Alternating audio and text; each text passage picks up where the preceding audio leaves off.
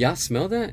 It's starting to smell like the politics in here. Like this is all rigged. What's going on, everybody? Hit that subscribe and let's get into it. All right, so first things first, I want to talk about is thank you for watching the views because they have been increasing and it shows what people are interested, and I truly appreciate that. Next, I want to give a very big shout out to the Lethal Geeks podcast because they had Ray Porter, the voice that did Darkseid, over the weekend, and I asked the question, can Ray say the famous line, "Ready the Armada, we will stop at nothing"?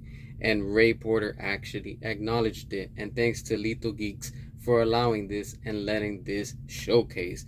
This was awesome. And he actually did it in the voice. This is why I'm telling you, we have to keep on going. And even Ray Porter himself said it.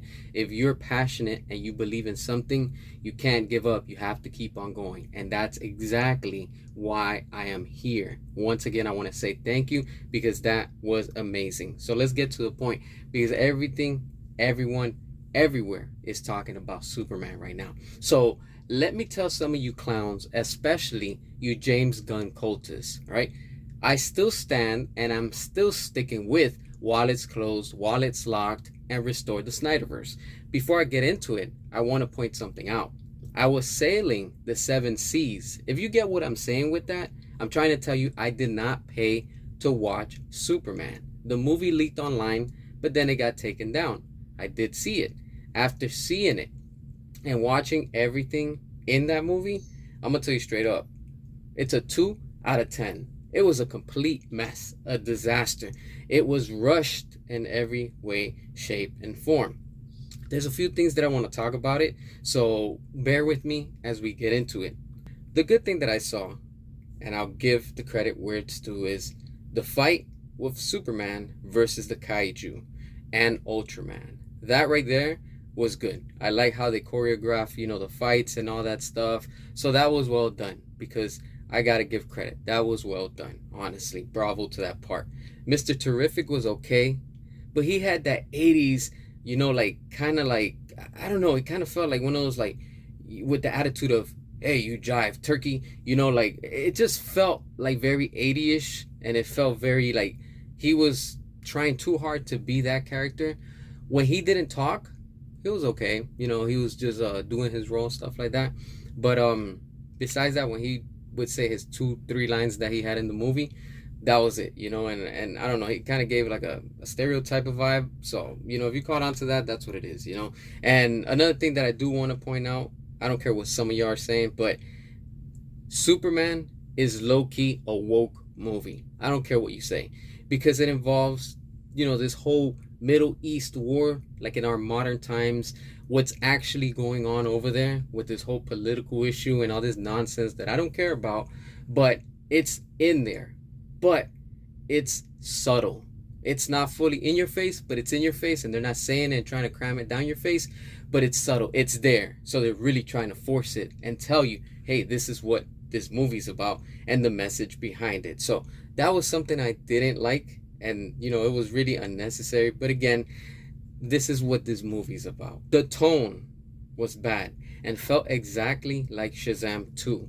Clearly you could see James Gunn that he gave notes to the director of Shazam 2, and that's what influenced it. So if you've seen Shazam 2, that's exactly what this movie is also, because honestly, you get the same copy and paste, and you can clearly see when James Gunn was running at that time already, before his DCU started, that he was handing notes. And we already know that James Gunn loves to hand notes, and when he does it, this is the products that we get, at the end, that they're not good. You could tell that it was heavy influence by Guardians of the Galaxy. Superman felt like this movie was all edited by Disney and the whole Marvel team. It's like James Gunn took all the film and went over to Disney and said, hey, look, how would you edit this movie? And that's exactly what we got. We got a Disney MCU style Superman. And that was completely horrible, honestly. I didn't like it. Movie was rushed since the start. It started with this whole thing literally like 3 days ago, 3 years ago, 3 months ago, 3 minutes ago. Like what? Like, come on. There was too much going on and way too many characters crammed into one movie. This was something that I was telling y'all. This is going to be forced, and that's exactly what came from this. And I just did. I wasn't feeling it. They forced humor into every scene. This Superman gave too much forced hope. There's nothing with some hope in a movie, but this, everything was like cheesy, corny style hope, as in like, you know what, a superhero is gonna literally save every minute of the film. It was just too much hope, like way too positive. It's just like, I'm telling you, it just felt like a Disney movie. There's no origins movie in this film. No foundation is built. These characters are already established. So when you're starting, the movie's already throwing you. And even in the beginning credits, it says of this whole gods and monsters. So it was just forced, honestly, and it just didn't have no foundation. That baby Joey character has no real explanation and is just thrown into the movie for cuteness. We do get some cameos. We see Peacemaker. He makes a cameo on the TV that he's being interviewed, like during a news station and stuff like that.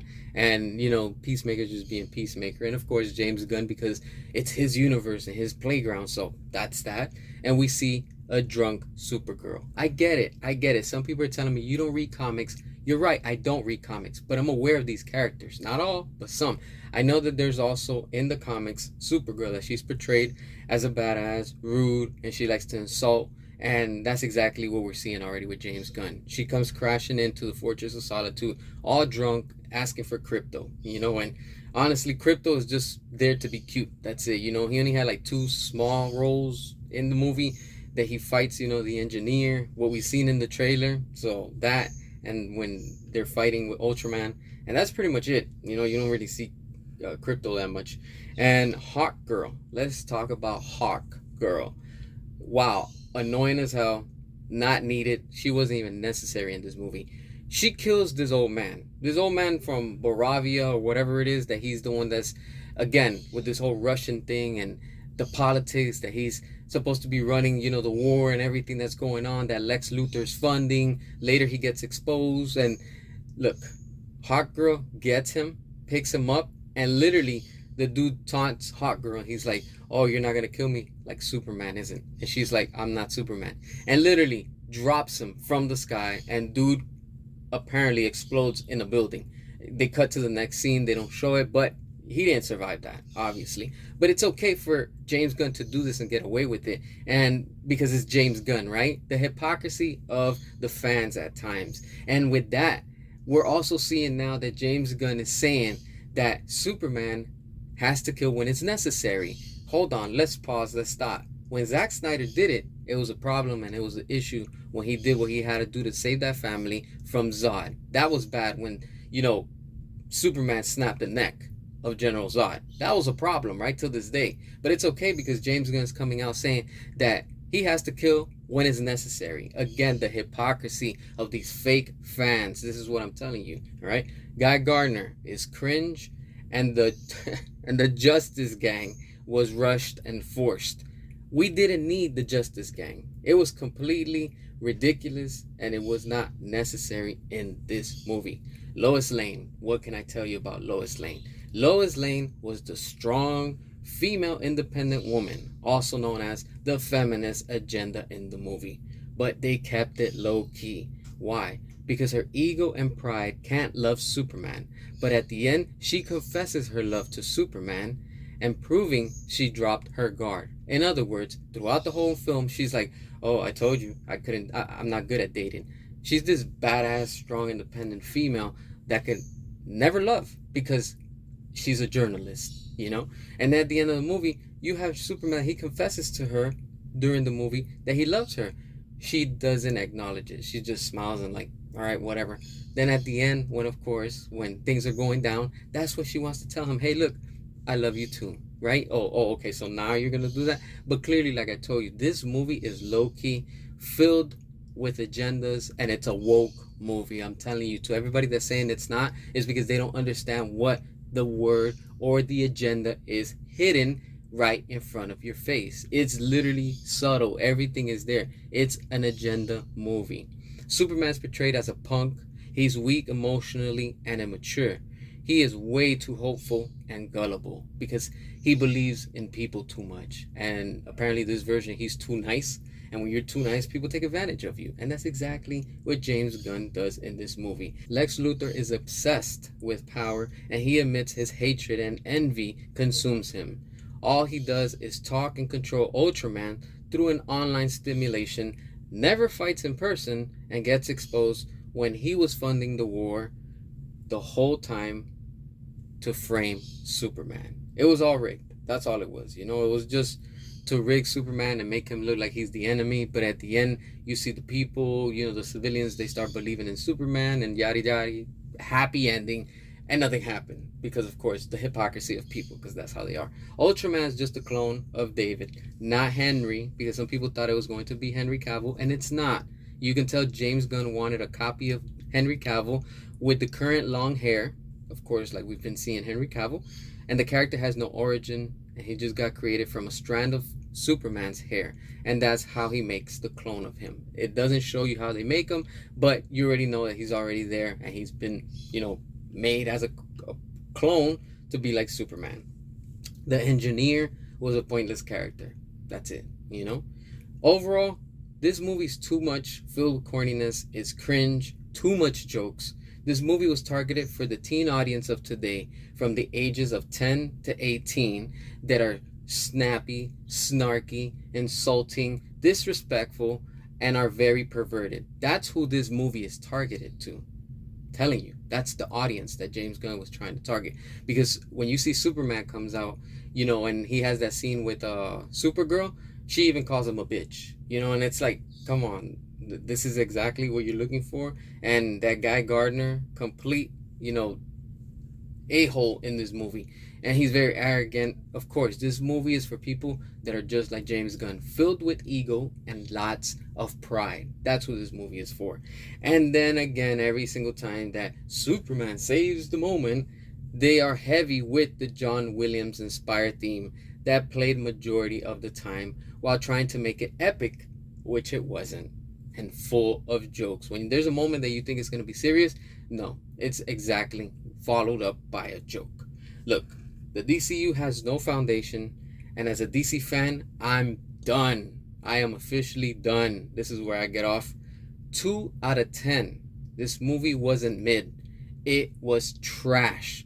It was rushed, and the future of the DCU is done, in the sense of this is what they want to go with. This is clearly just completely immature for like the brain rot type of fans, if you want to say. This is just put together so they can cash grab easily, and overall it's completely an embarrassment. Watch next week, when this second weekend comes up, those numbers are going to drop.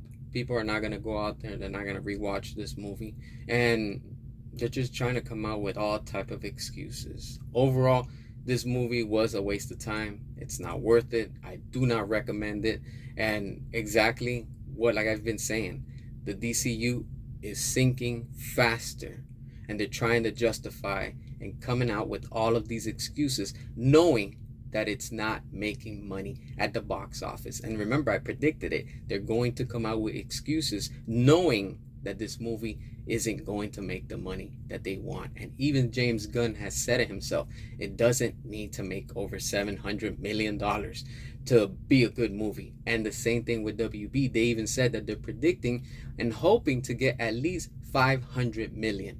That is terrible. But meanwhile, while Zack Snyder and David Ayer put out these movies, they were making over $600-700 million, and that wasn't good enough.